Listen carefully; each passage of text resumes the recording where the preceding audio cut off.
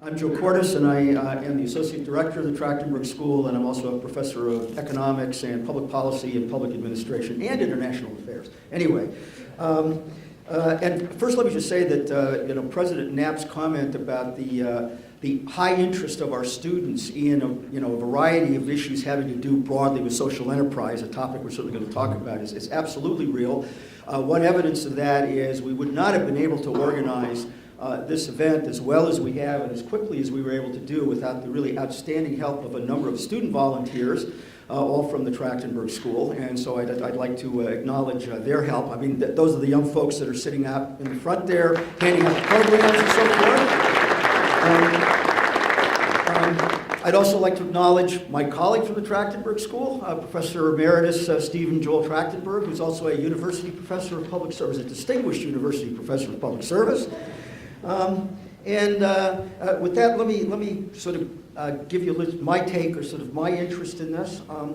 It follows directly on some of Joseph's comments. Joseph has just identified a number of sort of policy areas in which enterprises that have the attributes of what we kind of broadly call for sector organizations have the potential to play really an important role alongside government and the nonprofit sector.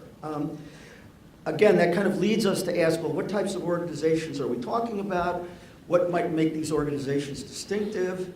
What is their comparative advantage over, say, public and nonprofit organizations? We're clearly going to be spending some time throughout the day discussing that first question.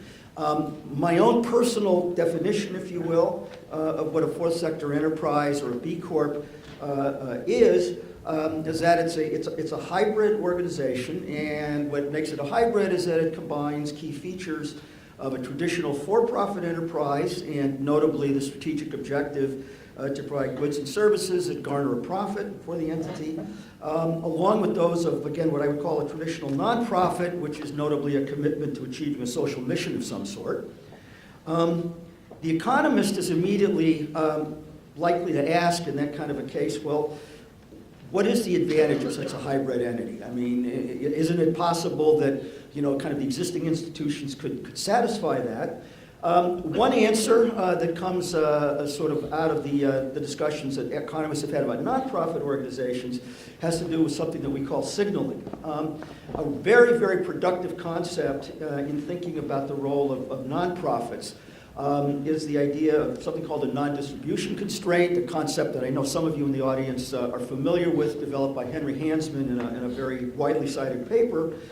And the basic idea is, well, what is the distinctive feature of a nonprofit organization? Well, it is that by calling itself that, by getting certified as one, in the U.S. anyway, typically by the federal government, the entity is basically signaling that any kind of value that it creates or resources that it is given are going to be devoted to mission and not to shareholder maximization. And that's an important signal to potential donors, contributors. Now, of course, there are the usual frictions with this. We know we have nonprofits that are for-profits in disguise, for example, so it's not a perfect signal, but it's pretty important, I think, okay?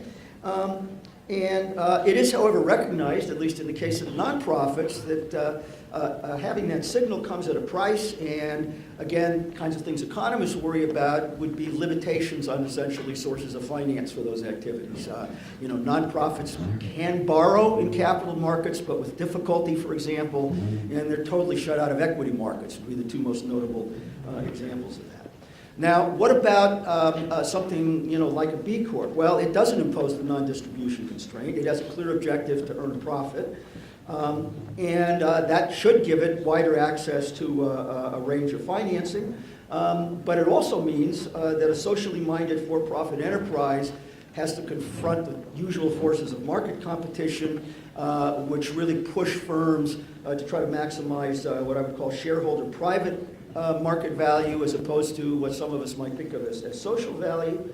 And as I remarked, President Knapp, the late Milton Friedman would be sort of rolling over in his grave at the thought of this gathering, because some of you know, in Capitalism and Freedom, he sort of argues that the basic social mission of any business should be to just maximize profit. So this is a somewhat broader idea.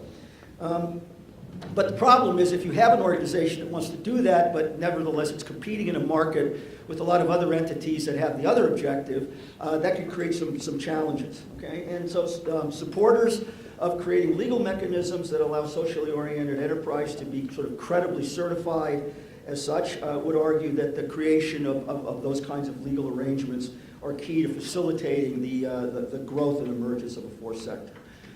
Why the interest now? I mean, this has been building for a number of years, but it's sort of peaked in the last couple of years. Many possible explanations.